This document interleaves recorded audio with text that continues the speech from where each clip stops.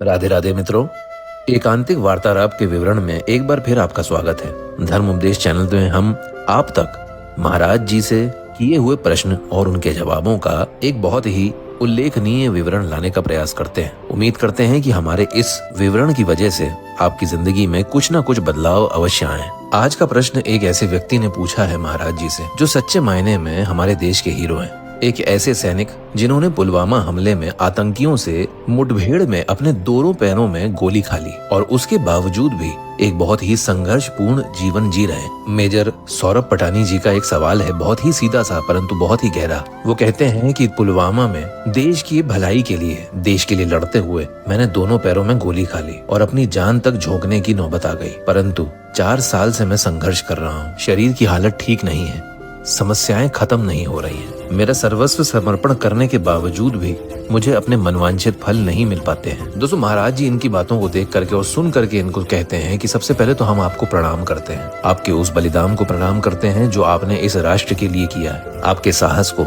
आपके परोपकार को हम नमन करते हैं। लेकिन आगे महाराज जी कहते हैं कि देखिए, केवल देशभक्ति, केवल साहस दिखाना, केवल बाहरी कर्म करना, केवल बलिदान देना, ये हमारा पूर्ण कल्याण की प्राप्ति नहीं करवा सकता। हम अक्सर यही सोचते हैं कि बाहर कुछ कर दिया, देश के लिए हमने बलिदान दे दिया, समाज के लिए कोई कार्य कर लिया, अब हमें किसी प्रकार की परेशानी नहीं होनी चाहिए, हमारी सब दुविधाएं खत्म हो जानी चाहिए। लेकिन ऐसा नहीं होता। महाराज जी आगे कहते हैं कि जब तक हम अध्यात्म के द्वारा अपने पूर्व जन्मों के पापों को नाश नहीं कर देते, तब तक हमारी आंतरिक चाहतें, हमारा दुख, हमारी बेचैनी खत्म नहीं होती। और ये बात सही मायने में मित्रों केवल सौरभ जी के लिए ही लागू नहीं होती है, ये हम सभी के लिए है। जरा सोचिए कि कितने ही सेलिब्रिटी, बड़े बड़े पिक्चरों के अभिनेता, अरबपति, उद्योगपति जो बाहर से तो सब कुछ रखते हैं, पैसा, शोहरत, ताकत, हर तरह की वस्तु, सब कुछ, फिर भी अंदर से बहुत अशांत हैं। कुछ लोग डिप्रेशन में चले गए हैं, कुछ लोग आत्महत्या कर रहे हैं, कुछ लोग ड्रग्स में हैं,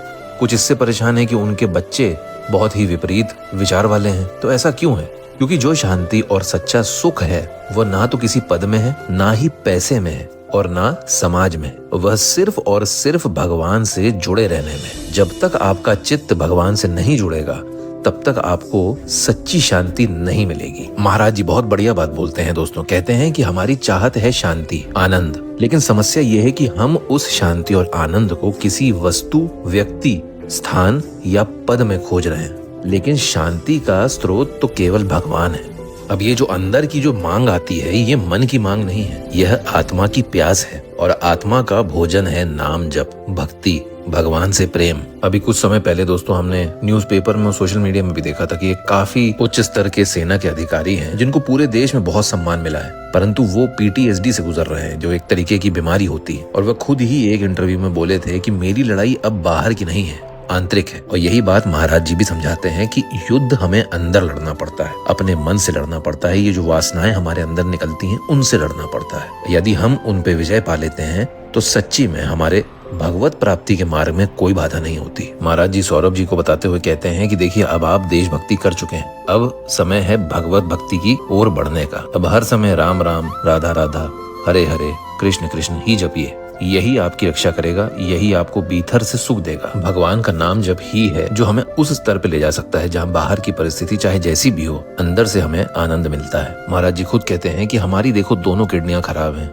सालों से हम डायलिसिस पर चल रहे हैं, लेकिन क्यों हमको कभी भी किसी ने बीमार या दुखी नहीं देखा है। हम उसी नाम से जी रहे हैं, उसी नाम के बल पर हैं, उसी नाम से गरज रहे हैं और जो भी हैं उसी नाम की वजह से। हमारी सारी इच्छाएं खत्म हो चुकी हैं, नाम जप ने हमें मांगा हुआ सब कुछ दे दिया है। ऐसे सोचिए कि भारत और दुनिया भर में ऐसे कई सारे फौजी हैं जो युद्ध के बाद बहुत सारी मानसिक पीड़ा को झेलते हैं। डिप्रेशन, अकेलापन, PTSD, न जाने कौन कौन सी बीमारियां उनको परेशान करती हैं, रातों की नींद चली जाती है। अब ऐसे कई सारे NGOs और व्यवस्थाएं बन चुकी हैं और सेना में खुद स्पिरिचुअल हीलिंग की बातें की जाती हैं, ध्यान भक्ति कार्यक्रमों का आयोजन करवाया जाता है इन सभी सैनिकों के लिए। तो ऐसा क्यों होता है? क्योंकि अंदर का इलाज सिर्फ आध्यात्म से ही हो सकता है। सौरभ जी को समझाते हुए महाराज जी कहते हैं कि देखिए, जो हुआ वो बहुत बड़ा हुआ, आप राष्ट्र के लिए लड़े, यह सौभाग्य की बात है, लेकिन अब आपके जीवन का उद्देश्य और ऊंचा होना चाहिए। भगवत प्राप्ति करनी है आपको, अब आप यही सोचिए और किसी चीज के बारे में मत सोचिए। अब आप भगवान से जुड़ जाएं। आपकी शांति, आपका सुख, आपकी मुक्ति सब वही है। और यही बात सत्य है दोस्तों, क्योंकि देखिए आंतरिक सुख वो किसी बाहरी वस्तु में किसी को नहीं मिल सकता। हम लोग इच्छाएं और चाह तो बहुत सी रखते हैं, लेकिन जब हम वो पा लेते हैं तो हमारी इच्छा फिर बदल जाती है। तो सच में हमें ये अपने अंदर सोचना चाहिए कि क्या हमारा सुख, हमारा आनंद किसी एक इच्छा से जुड़ा हुआ है? नहीं, सच तो ये है कि हम लोग कभी ये सोच ही नहीं पाए कि हमारे अंदर का जो सुख है वो किसी एक इच्छा से नहीं जुड़ा है। सच तो ये है दोस्तों कि ये सुख नहीं, ये सिर्फ हमारी वासनाओं की पूर्ति है, जो हमें चंद पलों का एक आभास करा देती है, जिसमें हमें लगता है कि हमें किसी चीज की खुशी मिल रही है।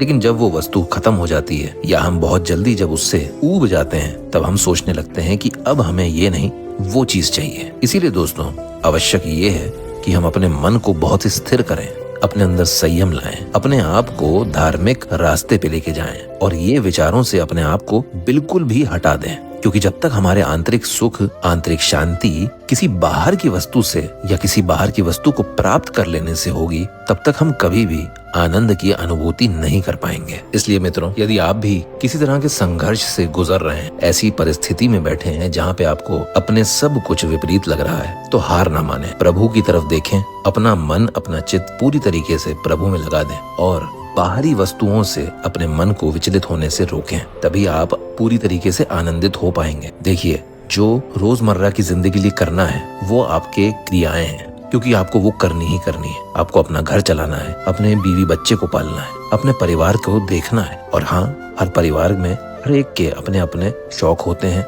उनको पूरा करना है। परंतु ये सब क्रियाएं हैं जो कि आपको अपना जीवन इस धरती पे गुजारने के लिए करना ही पड़ेगा। परंतु अपनी आत्मा की शांति, सुख, आनंद, इनको कभी भी बाहरी वस्तुओं से मत जोड़ें। और अगर आपका मन आपको उस दिशा में ले जा रहा है तो एक बार राधा रानी की तरफ देखें, कृष्ण जी की तरफ देखें, प्रेमानंद महाराज के वचनों को सुने, आप दोबारा से अपने सही रास्ते पे आ जाएंगे। यदि ये वीडियो पसंद आया हो दोस्तों तो हमारे चैनल को सब्सक्राइब करें और इसी तरह के एकांतिक वार्तालाप के अनेक प्रकार के विवरणों को सुनने के लिए, समझने के लिए हमारे से जुड़े रहें, बेल आइकन दबा दें और प्लीज अगर ये वीडियो पसंद आया हो तो लाइक जरूर करें और सब्सक्राइब भी करें। राधे राधे दोस्तों, नमस्कार।